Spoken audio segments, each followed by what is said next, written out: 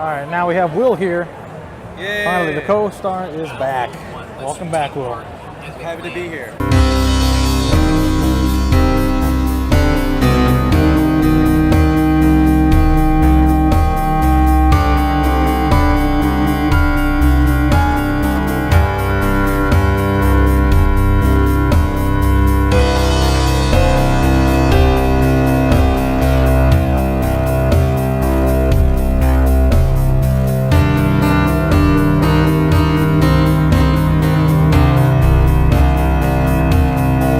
And it's a rainy day for PAX 2016. Holy moly. PAX 2016. We are joined here with W. Coletto, a.k.a. LBV Will, my co-host, and of course myself, Mike Gomez, a.k.a. Commander Guts. Welcome, everyone. PAX 2016. Well, same as always, long lines. Very long lines. Every morning, every day that we went, they had long lines just trying to get in to the convention. They would take maybe 30 minutes just to get everyone inside. And now they're doing new things with PAX this year that I noticed was the tickets. Now, each station doesn't necessarily do this. There's only a few companies that actually did this, like, for instance, Resident Evil. Oh, yeah, BioWare. So those two were very big on the VIP tickets. Now, let me explain to how these tickets work. You were supposed to show up early. The showings weren't until in the afternoon. However, you show up early enough, you get a ticket. And they were handing out some number of tickets out to people who got their line. So, well, 288. And so if you weren't there to receive the tickets, what happened was you had to go in a standby line. So everyone who had a ticket got to go. And I'm not too sure I get the idea. It's something new to try out, and it's worth trying out. But to what extent? Is 288 enough? Is 300 enough? I mean, you have, at least 10,000 people fit in the convention? Everyone wants a ticket to something, you know? Yeah. So, I mean, don't get me wrong. The standby line is awesome. And setting appointments is also another thing that they did in some of the other areas, which is okay, I guess, but honestly, if you're waiting in line, I think you should just be having to wait in line. Like, there's no PAX lines. You don't agree? I don't agree. Okay. I totally think that the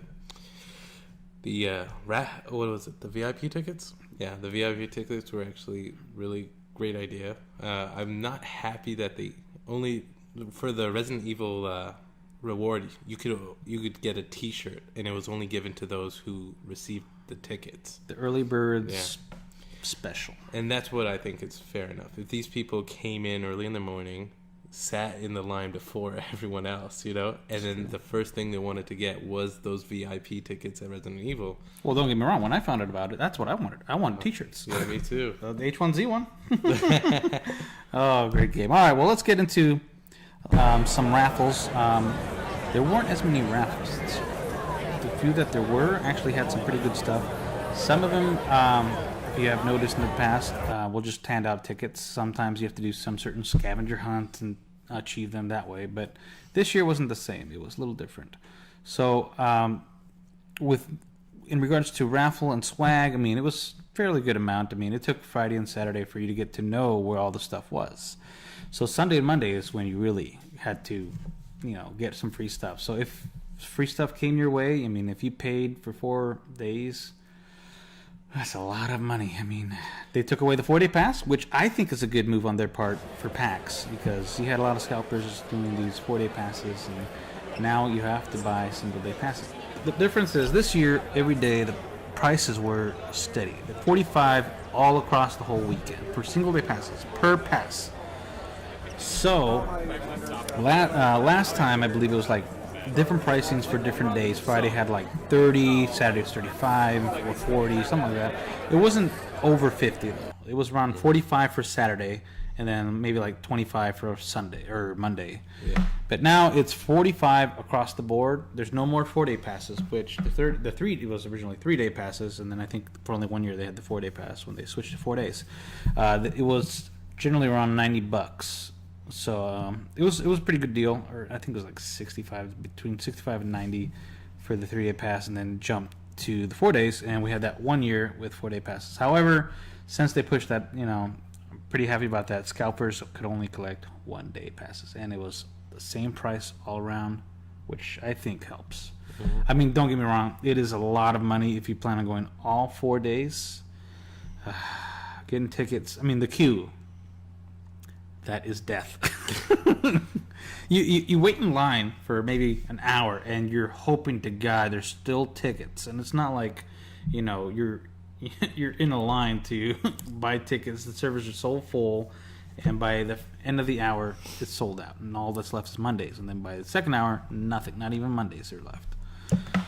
So, I'll give some advice later on, but definitely, if you can buy tickets, have someone designated to buy tickets for you, pay them back, and make sure you have a plan. That's pretty much all you really need to know at that point for tickets. Do I think the pricing is fair? Maybe 45 might be too much across the board. Maybe 40. I would have shot. But hey, I'm a cheap bastard, so don't listen to me. That's why I'm not in charge of financing. So let's move on to indie games. Now, we did have a little bit of fun testing out all the indie games. I didn't get to test all of them out, but Will took over, or I could not. Will, games did you get to play? Okay, now to indie games.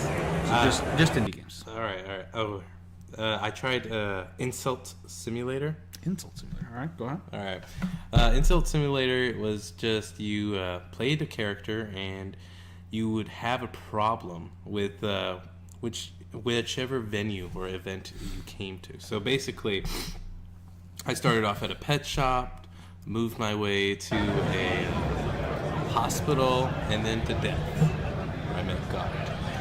And the story was interesting. The gameplay was unusual, but it was very fun and appealing. Basically, you just try to create a sentence out of the words they would give you, and the AI, the CPU, whatever you want to call it, we would pick words, and he would take words from that sentence list, and I would have to make sure that I could compile a list of words that would make sense and be a sentence and somewhat accurate or mean and cruel. So it would just be insulting each other back and forth. And that sounds like a fun game. Let's motivate you by insulting you. Let's play it. They had even specials in there too. That's pretty funny. What else did you get to play? I played Butcher. That one was really fun. It's on Steam right now. Oh, and, nice. Oh yeah. It's a 2D side scroller, and I thought it was a really good game. It was really dark. You basically would run across the map and just kill everything you wanted. I didn't see a story when I started it. I think it was just a demo, but basically I was running across the map and I was fighting these creatures, I think they were people, and they were shooting back, and I was just slaying them because I'm an awesome player. That's right. 2D's never been my thing, but hey, that's why we have Will here now. Oh, I didn't even get to the darkest part of that game. Oh, what's the darkest part? Well, I think I'm a villain because after I slayed everybody, there was I needed HP, and there was like a whole bunch of like workers in this one room. And I just slayed them. They weren't fighting back. I didn't, but I killed them, and then points popped out of them. So, oh God! So it's like, oh, HP. Now I get to fight the boss. Rewarding. Yes. Malice. I mean, yes. You should check out Butcher. It's a really good game. It was fun. I did get to see you play a few of the indie games. I know Echo was one of them. What did you think of Echo? Oh, Echo was very interesting, and then I just loved the explanation of how the game works. Basically, you are a character. I don't know her name. Do you remember? Yeah, I actually don't remember the protagonist's name, but it is pretty cool graphics for an indie team. Oh man, they're great guys, funny guys. I mean, definitely if you get a chance to check out Echo, check it out. Now, this game does revolve around your actions, and in this world, you have to carry this cube, and then this cube is your friend, loved one. I'm not even sure who exactly. It was but the guy that she wanted to date, and or like it's a love interest, all right? High school prom king, and it carries his DNA for some reason, she collected this, and then she found out about this house on the planet, which is alive, and it's trying to stop you. Yes, it's trying to stop you. If she gets to the location that she needs to, and she completes all of the challenges in the planet has in store for you, then yes, you get a chance to resurrect your high school prom king. I loved your explanation of the story with the Greek mythos. What was the Greek mythos? Orpheus. If you ever get a chance to look up the Greek mythos of Orpheus, definitely check out how he brought his wife back. Now that's exactly what I asked the guy. The guy was pretty funny. He was like, you know what, we're gonna go with that. So funny guys, check out Echo. It is very eerie, and depending on how you play, it will react, and it will store that information and use it against you in the next round, and again in that round, and until it learns every one of your moves that you use. Whether you play aggressively, then it will play aggressively. If you play very passive and hidden, then it will try and sneak up on you and scare the hell out of you. Now, this is one of the few. Too predictable, and that's what happened. This is one of the few games that scares you. You know, it reads you. You're like, wow, this thing's really cool. I played Gear Princess. That was an interesting game. You played as a small gear, and then you would connect to other gears to jump to each platform. So I guess it was a platform game. Yeah, so we just jumped around all the way until you clear the section. Very fun, very interesting. I was captivated by it, and I found it very fun. But that was the only other game that I played in India. So. That's all right. Digipen was a pretty cool area to check out. Those guys are all cool. All students, juniors, seniors, sophomore, freshmen. They were all hanging out, just kind of, I guess testing out their game, but exhibiting all the games that they had produced within their school year. And a lot of the guys got to put out a bunch of their stuff in hopes to try to network and meet other people. And that's exactly what we did there. We network your ass off. And that actually goes to another topic we'll talk about later on in the panel, one of the panels that we attended. So gaming was not the only thing we did. Testing out the games was not the only thing we did. We did go to panels, and we'll talk about that here later on. Now let's skip to the next topic at hand. All right, so let's talk about our favorites. My personal favorite, Mirage Arcane Warfare. From the guys that brought you Chivalry Medieval Warfare, Torn Banner Studios comes back out with this new game. It's an alpha build right now, but they do plan on releasing the alpha sometime next couple of months. I want to say October. Definitely, it's alpha testing, so it'll be out for closed alpha, and then beta I'm sure will be open testing. Very fun game. My wife and I actually got to check that out, and very fun, very different. It, didn't you? Well, you got to play it too. That's okay. No worries. Okay. It is like Chivalry in terms of the melee. However, the story is different. It's in a more of a, I guess, Middle Eastern setting with a more fantasy lore and magic thrown into the mix. Now, it is a very soft magic, not like WoW magic where it's very in your face, kind of bright, and you don't really see what's going on with your character. But it is tracer based, so it's not heat seeking. You don't just have to look at him, lock on target, and you have to actually hit it like Skyrim. Not Elder Scrolls Online. Not like that. But did it have some of the same gameplays? They had King of the... I don't know if they had King of the Hill. It was a form of King of the Hill. So it was a new type of gameplay where you had to capture the objective point. So I guess you could say it's King of the Hill. It was a very fun mode that we played. I mean, we could pretty much just messed around with the war cry button and smash on enemies as much as we could. I got to meet Ryther, if you haven't met him. Very cool guy. Even took pictures with him. He actually allowed me to take pictures with him and post them up, so you'll be seeing here right here. Me with Ryther. Yeah, he's a cool guy. He's ex-competitive Chivalry player as well. I think he played in Genesis and EQ. Very, very tight.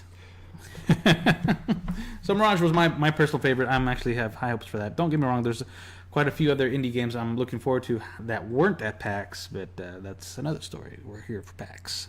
What was your favorite, Will? My favorite was Raw Data. It's a VR game. It's amazing. I don't know how to describe it other than that. Yeah, the immersion that I felt, it It was incredible. Let's use your example that we had. As we were talking about it, he came up to me sweating. Oh, yes. Sweating. And he came up to me saying, "Oh, you have got to try this.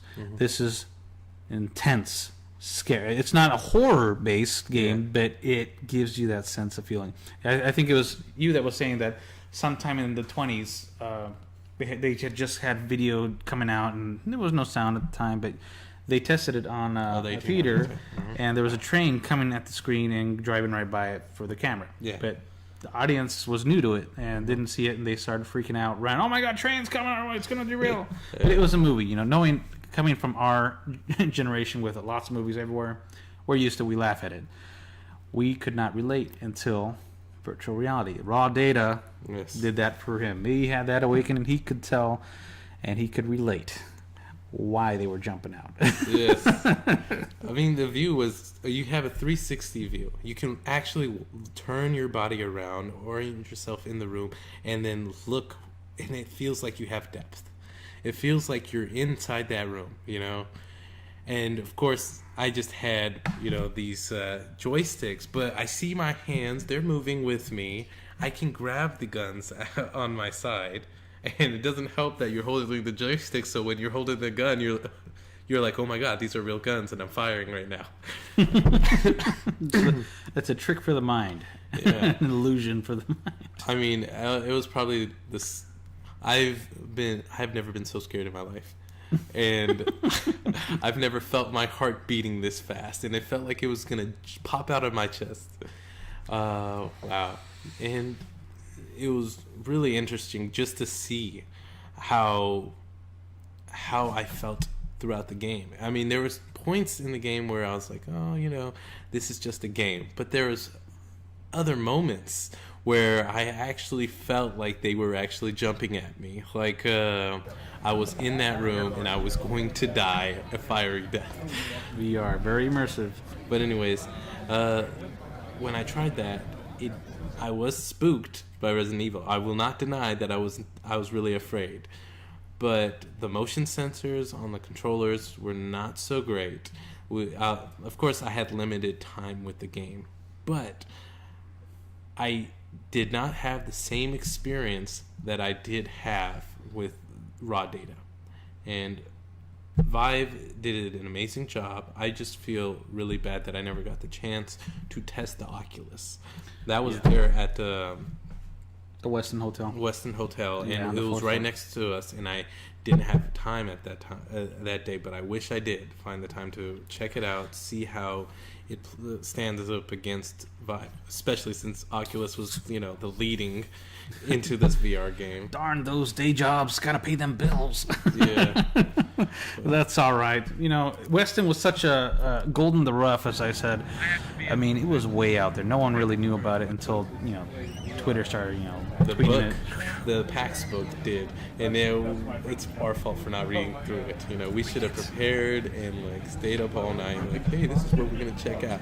I didn't do that. Yeah, I think the book is such an amazing thing. The app, the guidebook app that you get, it will give you all the panels and all the maps and everything, but it doesn't really go in depth as the book does. So Friday night or Friday morning when you first get it, when you're waiting in line, research. That's one advice I'll give you. The only thing that I find quite bothersome is that they have taken the time to create a book, and they do tell you what's inside these locations and what they're doing. But I do wish they had a list of the games available so we could have some idea of what we want to look for, right. Where we want to go, and especially if they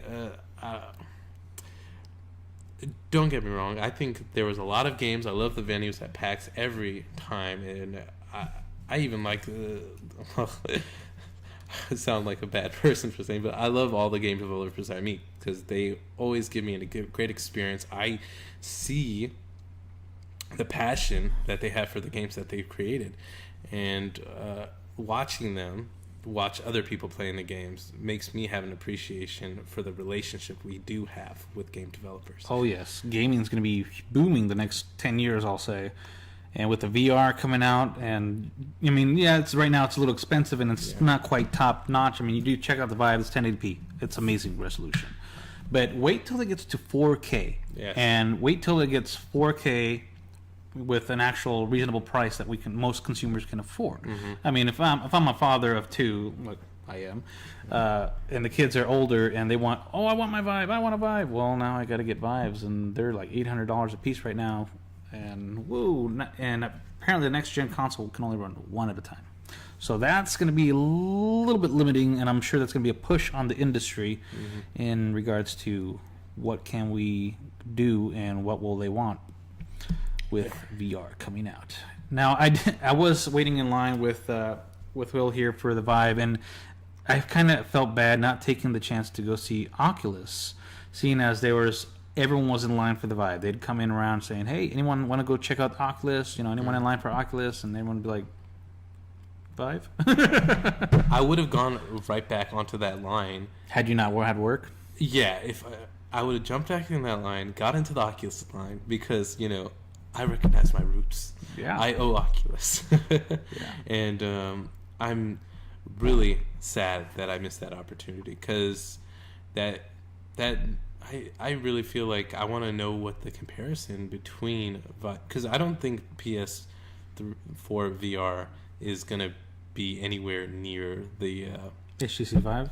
Yeah, I don't think it's going to compare to Oculus either. I mean, I know. So, is it right that Sony bought Oculus? No, that's Facebook that bought Oculus. Oh, Facebook. Oculus. So HTC owns, the Vive, and Oculus Rift is owned by Facebook. It is a good model. However, in terms of their consoles, are what limits their, production.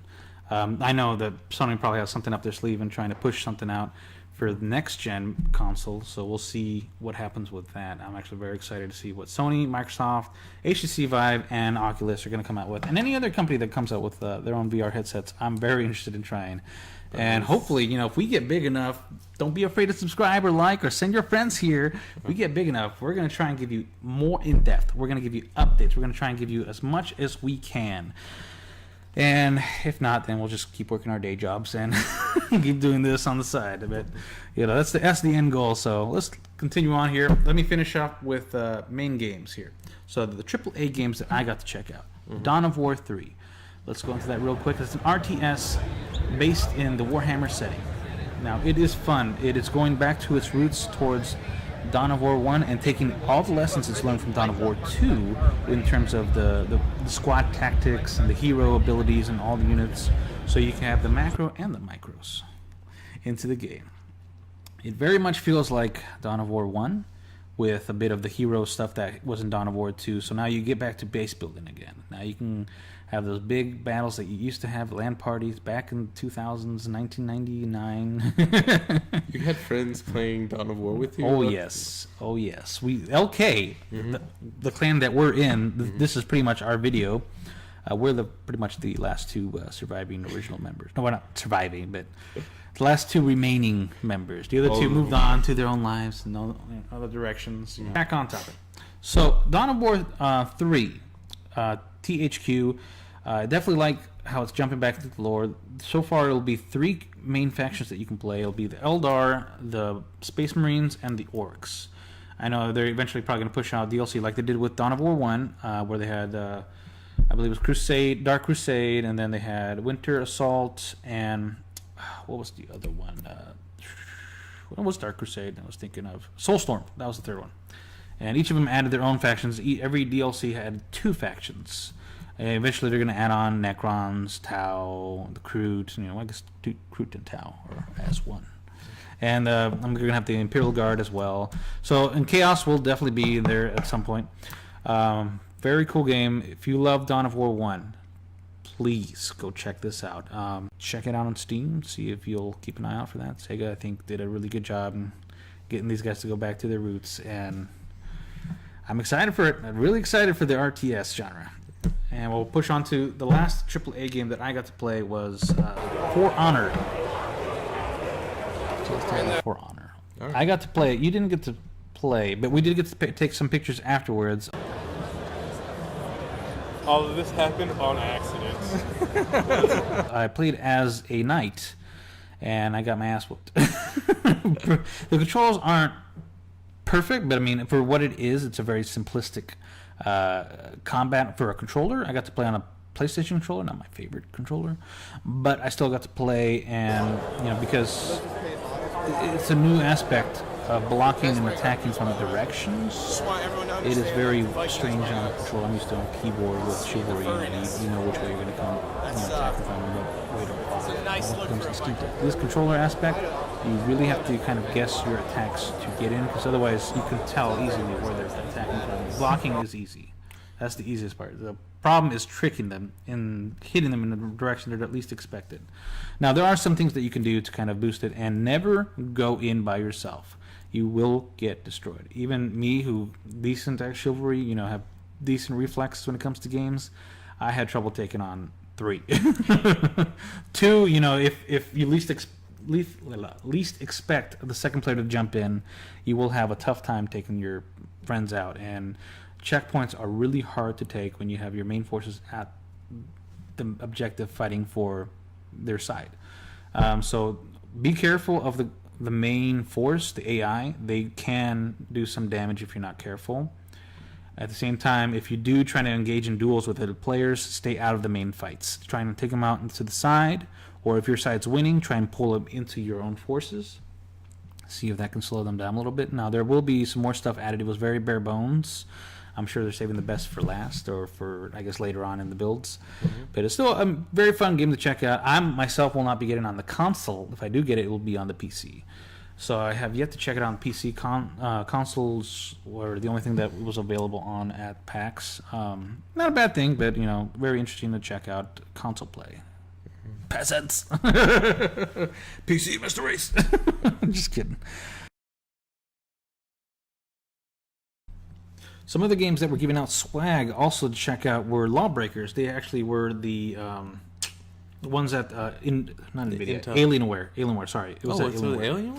Alienware was doing their raffles, and Lawbreakers. One of the things you had to do to get one of those the scavenger hunts things, and they handed out the posters for anyone who played. Another place was H1Z1. At the Twitch site, they had a bunch of these shirts, and I definitely wanted to check that out. Not necessarily my type of game. I mean, I think I wanted more simplified. This is very ARMA controls for the game. So, but hey, they had a shirt. I played it, and I had fun, got killed. What about Warhammer? Warhammer Vermintide was handing out shirts. You had to wear the shirts and kind of promote them a little bit. Say, hey, we'll give you a shirt if you can just promote us, and we did. So we're waiting in line for Star Trek VR. It looks like we got some cool new swag.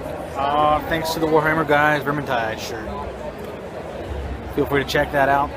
And when we had a couple of people come up to us like you guys developers? Like, oh no, we got shirts. We're helping promote these guys, and they're not bad. They plan on getting a lot more stuff out there. If you haven't played it, check it out. Some other shirts that we get. Wait, I thought we were going to talk about Lawbreakers. Oh, Lawbreakers. Yes. Before we carry on, Lawbreakers, pretty fun game. It carries on similar to that of Overwatch. If you haven't played Overwatch, it's very arena based, and you have special abilities. It's very futuristic. There's different classes that you can play. I think there's 4 classes that you can play. One is heavy guns, one's light blade, kind of like a Genji character. Third one's kind of like a middle, kind of medium, where you get medium health, medium life, medium speed, and pretty much the average trooper that you can have. And they do, have an assault rifle and a grenade launcher. So it is kind of balanced to an aspect to how you play. So yeah, it's going to be out sometime, I want to say the beginning of next year. But it should be available to play for beta almost immediately. Check out Lawbreakers if you can get a chance. Check out any of the other games that handed out sweet free swag. World of Tanks was handing out shirts outside, and definitely got a hold of one of those. You just had to tweet a couple things, and definitely check out any trailers for that for their games. They have World of Tanks, World of Planes. Yeah. So if you get a chance, see some of the footage, try it out. If you like it, buy it. Did you talk about World War Toons? Yeah, and World War Toons. They also handed out shirts as well. My wife and myself got one, and that's where Will Lewis was stationed with the World War Tanks. World War Toons. Man, I remember you talking about it. I don't remember you telling me very in depth what the game was like and how. So World of Toons. they had a VR headset for the main stage, and that's what everyone was in line for. It was about a 4 to 5 minute wait, and you got to go in, play maybe like a 5-7 minute round, and it was 3 versus 3. You can see the footage. You can also check that out if you want to. Here, the link is in the description and will be on the screen. You can see me playing. You can see my burly self with my girly figure playing the game. You get to play with a headset. You don't get motion sensors. They give you a PS4 controller. And so pretty much how it is you move with your left, and then you angle yourself. So where you look and you press forward, that's where you're going to move. However, if you want to turn to the side, you can't use your other finger. Just triggers, jump, and churn. So, but how did you? How did it look? How did it feel? It felt very. It felt like Toons. I mean, it felt like you were shooting, and the aim was based on where you looked. So it was easy to shoot. It wasn't easy to turn. In fact, by the end of it, my neck was kind of cringing, and the guy was like, "Oh, it's because the headset's heavy." No, it's because they have the speed action. You have to flip your neck that direction to turn your body to the left, or to the right if you flip it to the right. Which I didn't necessarily like that. I preferred looking with your right, not necessarily looking with your head, but where your body is facing, where you're centered. So if you can center your body and still look around, shoot, that'd be awesome. I know that's probably going to be customizable sometime in the future. I know they had some people testing it out, and the broadcasters were pretty funny. I was so in the zone. They were trying to talk to all of us, and we were just kind of tuning them out. I could see the video. They're so cute. Do you guys feel cool right now with those headsets? Like the face diapers? Anyone? They're not listening to me. Do you guys not care? They're in the eye of the tornado. They can't hear us. They're so excited to be playing World War Toons in seconds that they've just tuned out everything. Very fun game. Cool guys over there. Cool shirts. They had a red shirt and a black shirt, and we got to get both. My wife got the red. I didn't get the chance. He had to take off before, and then pretty much after that, PAX was ending. That was Monday night when we found VR free play. I still wish I had the day off. That's all right, man. And then we come to our last topic here. The favorite out of everyone that we all agreed on was the best experience with VR was Star Trek. Star Trek was the all-time favorite. Yeah. Now, if you can see some of the footage here that I'm showing, but Star Trek was very immersive. As soon as you put on the headset, it takes you to space. You are in space, and you are in the final frontier. It really feels like the real deal. I mean, yeah, the graphics are 1080p, but with the HTC Vive, it's going to push limits. And hoping by next year, or even like by 2020, I'm sure 4K will be in VR, and that won't be a problem. Pricing should be better by then, hopefully. Roles, we have helm, which flies the ship. We have tactical, which scans other vessels and sometimes fires phasers and torpedoes, but we're not expecting anything crazy to happen today. It should be pretty routine. And we have engineering, which reroutes power and transports things aboard our ship. I mean, it really depends on what kind of risks they're willing to take on putting, products that consumers are willing to buy at a reasonable price. And I think it's going to be worth it at some point, maybe cheaper. I wouldn't recommend paying $800 I'm for thinking VR. about it still. Hard. Well, think about it this way. The VR, you have a VR, $800 for the Vive. Say it's going to be, for top-notch, $800 for VR headsets, whether it's Oculus or some other brand. Now you have to buy a rig. Computer rig, PC rig could be about $1,000. Discussing this too. Yes, $1,000 for a PC rig, or you can get the next gen console, which will come out. I'm not even saying $1,000. I think it's going to be $1,000 plus, because the game, the graphics on the game we put raw data and your game, they were just amazing. I mean, it was so clean, and 970 GTX 970. Minimum is the requirement. So I'd recommend a 1070, which will give you at least, decent enough boost to play for a while. But as for 1,000 plus, I mean, it can be. It really depends on how you play and how you want to play for PC gamers. For console, you might have to wait a little bit more. We've been hearing a lot of rumors about potential modular consoles, which would essentially be a PC. I mean, console is a dumbed down PC just to play games. Yeah. And now they're getting smarter and smarter and smarter. You want more features, you want apps, you want music. So they're bringing consoles back to the PC. I just think they're just gonna kill consoles. I know you're saying that they're gonna make modular consoles, but I really doubt that. I mean, at that point, they should just make computers a little cheaper, but they're not going to do that. So definitely, if you want to hit underneath the $1,000 price range, pick and choose your battles. If you want the GPU to be top notch, wait for it to hit a certain price so you don't go over budget. That way, you will spend the amount you want rather than buying what you want, immediately. So wait for the GPU to go on sale. When it hits the price that you want, bam, get it. And then wait 6 months if nothing goes on sale and you want an SSD that you've been looking for, wait. Put it on like one of those notifications for your email, wait, and then get something else. Maybe the fans are on sale. Oh, let's check out all the fans. Maybe I want to go with water cooler.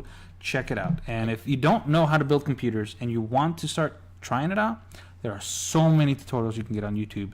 Check it out, and you can probably get a decent guide on how to shop. I mean, a lot of people say i7 is the best, but you can get away with i5s. I think it's, for VRs especially, it's all about the GPU. But I kind of feel like I want to wait till the Microsoft comes out with their Holo computer. Oh, it's that's been gonna be talked strange. about for so long. Oh right? yeah, and I'll hold my analysis until it actually comes out and I get to test it. So it might be actually, I mean, for how long they've been waiting to pull it out, and they're working on it and everything. I think it's going to be a good competition, and it might rival the Vive and Oculus. Ooh. Right now, I'm not feeling very confident about the PS4 VR.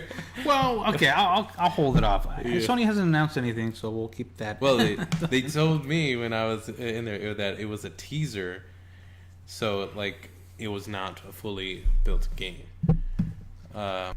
I guess if you say that, hey, I could look around me, then that felt like I was in the world. But compared to raw data, I didn't feel the kind of depth that was in that room, I didn't feel like I could walk across that.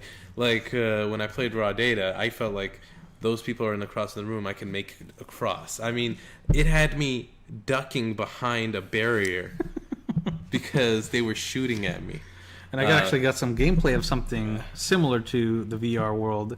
This one was almost like in the frontline World War II era. Mm-hmm. Very similar to that. And it really makes you feel you're there. Like, I put the helmet on, I had the headset on, so I couldn't hear anything on the outside world, and I had just the sensors. I had my heart beating so fast, I thought I was there. I was like, oh my god, I'm here! Oh! I saw him playing the game. It was intense just watching him. Oh, yeah. And one of the questions that was asked was, how is this possible? Well, here's the setup right here. I'm showing you the PC that he had. Everything was very expensive. I mean, all in all, I think it's over $10,000 worth of equipment just to record.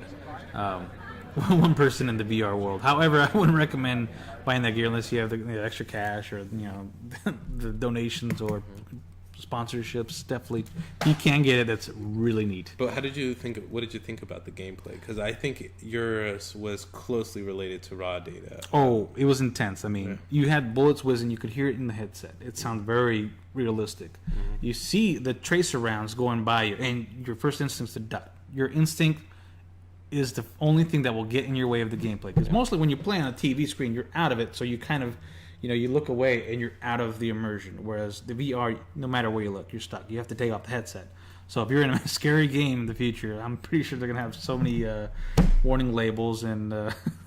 What did you think about the using the controller side buttons as picking up? So basically you reach for the item, then you use your hands to click. It really depends on the type of gameplay. There was a button to pick it up and a separate button to drop items. Mm-hmm. Now that can be good to some extent. Mm-hmm. However, to be less complicated, it's sometimes easier to toggle. Toggle, I think, is easier. So you pick it up with one button, and with that same button you press and hold, and you can just have that equipped, and then you press or let go and it will drop. I think that would be easier, because when I tried to pick up the guns, it was easy. Reload, easy. But as soon as I tried to switch to throwable items, that's when it got to be tricky, because then I'd almost throw the controller. And that would be a problem. We don't want that happening. Yeah, he had a really bad experience reloading it. Yeah, very, very different. Definitely worth checking out. Now, the last thing, we have a few things to talk about are the panels that we went to. The first panel was how to kickstart or crowdfund a game. Now, this one was pretty interesting. You can see the video on twitch.tv/PAX2, one of the prior videos. It's labeled as how to crowdfund. Worth checking out. Very cool stuff to network, and which kind of ties into the second panel that we went to. I know you really have to schedule everything, and the second panel we went to was, what was it? Getting into the industry, the video game industry. How to get in and to make it in the industry. And if you guys are very interested in watching what the panels were about, we're going to have a separate video on the panels itself. We're going to give a quick, brief overview. In the first one, it was crowdfunding your own indie game. It's pretty much a bunch of these Kickstarter games, or I guess organizations, for instance, Fig, Patreon, and Kickstarter, trying to help you succeed, try and help the little guy succeed. And definitely use your resources. If you're a musician, artist, performer, Patreon might be your thing. Check it out. It's by subscriber. Or if you have a product that you want to put out, they'll help you out with that. And it will help you alleviate some of the financial issues that you might have. Maybe you have to pay rent, but you have a day job, and now you're actually getting a source of income from your art. Definitely use that to your advantage and give to pretty much your fan base and try and recruit more and say, hey, check me out. I'm going to try and do concerts for you guys, give you new stuff, earn rewards. Do it. For Kickstarter, yeah, it's more towards dev groups that are pretty much already in process. Not to say it's not like GoFundMe where you can get started on the process, but definitely check out Kickstarter if you are already trying to build an alpha, set of a game or tabletop or card games. They'll give you many options, and do not be afraid to reach out to their support groups. Just if you have any questions, like, hey, we're thinking about doing Kickstarter. What should we do? What should we have? And how can we present this? They will help you. Check them out. Fig is also another similar to Kickstarter. It's a crowdfunding publisher, you could say. They will fund your development on an indie game, and they're strictly on games. They will help you out if you can pitch them, and they're willing to cover you until the game produces. They'll greenlight it and say, oh yeah, we'll cover you. Make it. The only catch, or not really catch, is it's a pro. The selling point is that we in the gaming community are willing to help crowdfund these products, or try whatever we can to make these products come to life. We're willing to spend hundreds of dollars, $50, and some people even $5,000. That's what the Kickstarter people have told us, and what he was pointing out is there's going to be a group of people that love these games and love helping these games, but wish they could have a part in the investors, and get some cash back. So basically, what they're saying is, you're putting the money up. You should take some of the risk off the game developer and still reap the rewards in a monetary value. So definitely check those videos out if you are interested. I'll have them posted probably first before I have the summary up. So definitely check those out, and then come back to the summary vid and you can see the rest of this, or just jump straight there from here. Now the last thing I want to talk about, advice for future PAX goers. If you want to go to PAX and you don't know, you've never been, or maybe you have been a couple times, but you don't know what you should get, there's a couple of things I would recommend. For instance, if you're going to be on your phone a lot, I know because Pokemon Go just came out not too long ago, people were using that and their batteries are dying. Get a portable charger. This one can fit in my pocket, and it did pretty much the whole weekend. This is an Anker portable charger. I recommend this one or Solar Light, whichever you prefer, any of them, as long as they're 20,000 mAh or 10,000. This is a 21. I recommend that. It will hold it and it will charge it the whole weekend without recharging it once. Now, this does take 10 hours to charge, so you charge it once overnight, and then you can use it until it's empty. And it lasted me the whole PAX, all 4 days. And it maybe gave me 8 charges. I even helped the guy out who was at one of the panels, like, oh, I got to charge my phone, but it's dying. I said, hey, you know what, plug in. Network. So definitely look into a portable charger. Maybe not Anker's for you, but that's the one I use, so I recommend it. How much did the Anker cost you? This was like $30. Oh wow. I got it on Amazon. You can search all the Amazon. As long as it's 20,000 mAh, it will sustain pretty much the whole PAX. Did you get it to 100% ever? It was at 100% when we went to PAX, and it's at like 25% right now. And this is a week later, and I've used it like twice. Mm-hmm. So that's pretty amazing. Full charges too, not just like little. Oh, I'm at 98%. No. I'm at 67%. Let me charge to 70. No, none of that. Full charges. Oh. Wow. Also, your own foldable chair. Now this is not that big. It's this big. Mm-hmm. It weighs barely a pound, and it carries up to 275 pounds. I mean, if you're a little heavier set, get something that fits you. You can find your own stuff. A portable chair. This one folds out. 275 pounds. 275 pounds. Wow. Thank God. So this holds 275 pounds. So whenever you're standing in line, this will help you out. And it's really light. It comes with a strap, so you can put it over your shoulder, or you can clip it onto a backpack. And that's what I have. And recommend backpack, a big backpack. If you have all that swag, you don't want to be carrying it in one hand. I'm just carrying it on the side, or put it on my shoulder. No, you have to kind of really, hold it like it's not comfortable. Get a backpack. Put it all in the backpack, and you'll be fine. However, bring your own snacks. Bring your own snacks. The food there is expensive. Here, I'll show you a picture of the snacks. Expensive. $10 for a meal for one. So imagine buying for a family. That's $50 for lunch. The food was good though. I looked at it. It looked delicious. I wish. Man, I got a Red Bull because I was craving it and I was really tired. We slept in. I think it was Sunday. We slept in. And Red Bull was $5 for one small one, not the tall boy, but it was like the 8-ounce. Ugh. And I recommend if you're going to PAX, immediately pick up those books and actually look through them when you're done with the PAX the first day, Friday. It's an invaluable tool, I believe, and I regret not looking through it ahead of time, because there was a lot of things we could have learned that we should have known if we had utilized the tool they had given us. This is my 6th year going. I'm still learning a lot of stuff, and I'm doing it mostly on my own. I guess our own, and we're learning. We're trying to take little bits and pieces here. We're trying to find role models to kind of look up to and say, hey, maybe we can follow their example. We'll research them. Hey, how are they doing this? What are they doing to succeed? Yeah.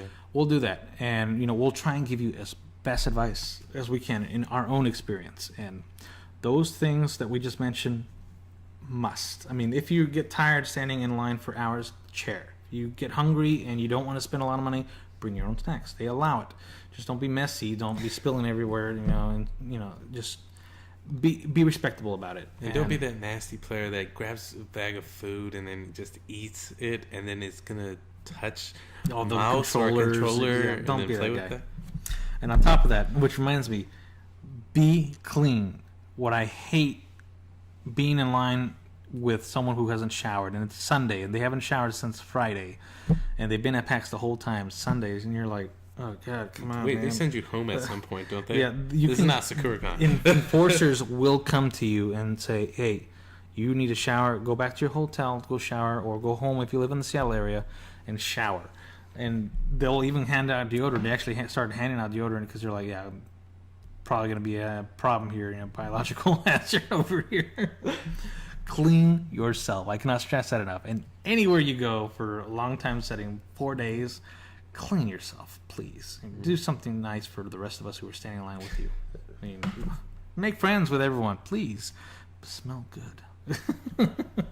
That really concludes all I have for PAX. Do you have anything else for PAX? No. Very fun time. Like always, long lines. You have to be patient with it. Oh, and I do have one thing. Okay, go ahead. Please visit Digipen and mostly the indie games, because a lot of their games are interesting, new, and not to mention their competitors. Don't be afraid to check out their competitors either. Yes. They have cool games, and they're all worth checking out. Definitely check it out. I don't know, man. I have the best experiences usually when I visit indie games, and Digipen is one of the best experiences I've had. And they're all free. I'll give you the link in the description down below of the video, and do not be afraid to check that out. Now, there is one last piece of advice I recommend for upcoming PAX attendees. Mm-hmm. Bring more than one friend. If you are gonna go to one game that has a line of an hour, and your friends are going to another one that has a line of 2-hour wait time, definitely have friends there with you. Now, people will say, "Oh, and then just have one, buddy." Two. You cannot do two, because then one of you will be stuck in line, the other one's going to be stuck in another line. Then how do you guys trade off? You don't. So 3 is the minimum, and I'll say 3 is almost perfect, because for Star Trek VR it was 3 exactly. And so 3 ended up working out for us. So I'll stick with my 3.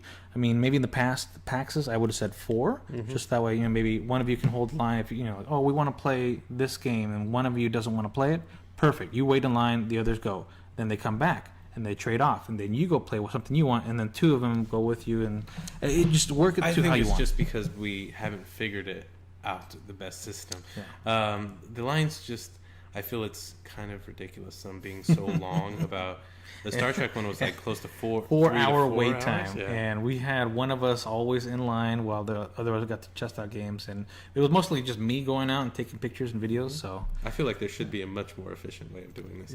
yeah, we're still working on it, guys. Don't worry about it. I mean, if you haven't perfected it, we probably haven't either. So don't worry about it. There'll always be next year, and definitely keep an eye out. 1 p.m. is the time they usually sell tickets at. So every day at 1 next year, keep an eye out. These tickets sell out fast. And Twitter doesn't always update. They update, oh, by the way, sold out. Although all of a sudden they'll be like, selling tickets now, and then now it's a race. So 1 p.m. is usually when they sell the tickets. And from March I feel like to I was June. tricked too, because they said it was PAX West at some point, and I was unaware of that. I thought it was still PAX Prime this year. Why they changed the name is probably to match, so that way East and South and Australia didn't get some sort of, I think that was the worst, because I liked the title PAX Prime. PAX Prime. This is where it We're started. number 1. Seattle's where it Number started. 1. Yeah, that's just us. Don't take it for. I'm going to see if I can official. start a petition. PAX Prime, bring it back. Or we could make our own convention. Have we enough followers and backing? Ugh. Probably not, but We'll just call it PAX Prime. Oh, yeah. No. Confuse them. Oh, so PAX Prime is back. Okay. IP, buddy. IP, we're going to get sued up the butt. Well, that was very interesting. Hopefully you guys enjoyed this video. This is W. Galetu, a.k.a. LBV Will, from LK Late Nights and Commander Guts. We are signing out. Hopefully you enjoyed the video. If you have any requests or, have any advice, please let us know in the comments. We will get back to you. And that's pretty much it for PAX Prime 2016. Sorry, PAX West. I'm already doing it. PAX West 2016. Because he misses it. He misses it so bad. Oh, man, yeah. But catch you guys later. All right, have a good one.